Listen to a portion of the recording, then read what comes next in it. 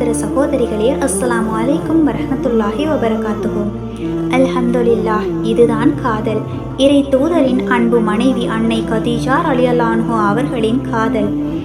முதலாக வஹி வந்தபோது நபி அவர்கள் நடுங்கிக் கொண்டே வீட்டுக்கு சென்றபோது, உங்களுக்கு எதுவும் ஆகாது, அல்லாஹ் உங்களை கேவலப்படுத்த மாட்டான் என கூறி அன்புடன் அன்னை கதீஜா ரலியல்லாஹு அன்ஹா அவர்கள் நபி அவர்களுக்கு போர்வையை போர்த்தி விட்டதில் இருக்கிறது கதீஜா நாயகியின் காதல்.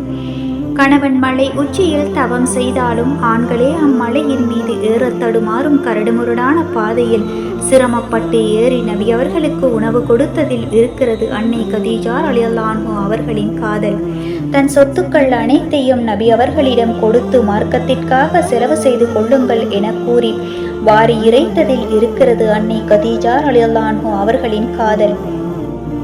இவ்வளவு காதலுடன் வாழ்ந்த அன்னை கதீஜா ரலியல்லாஹு அன்ஹா அவர்களின் மறைவுக்கு பின் ஒவ்வொரு வருடமும் கதீஜா ரலியல்லாஹு அன்ஹா அவர்களுக்காக ஆட்டை அறுத்து தானம் செய்ததில் இருக்கிறது நபி அவர்களின் காதல். பிற மனைவிகள் எல்லாம் பொறாமைப்படும் அளவுக்கு அன்னை கதீஜா ரலியல்லாஹு அன்ஹா அவர்களை நபி அவர்கள் நேசித்ததில் இருக்கிறது நபி அவர்களின் காதல். காதல் என்றால் ஆண் பெண் ஒருவரை ஒருவர் நேசித்தாலும் இன்பத்திலோ துன்பத்திலோ ஒருவரை ஒருவர் கைவிடாமல் ஒருவருக்கொருவர் ஆறுதலாக இருப்பதுமே காதல்.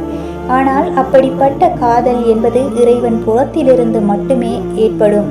காரணம், இறைவன் கூறுகின்றான், வானம் இன்னும் பூமியில் இருக்கும் அனைத்து பொருட்களை அள்ளி கொடுத்தாலும் இரு உள்ளங்களுக்கிடையில் உங்களால் அன்பை ஏற்படுத்த முடியாது.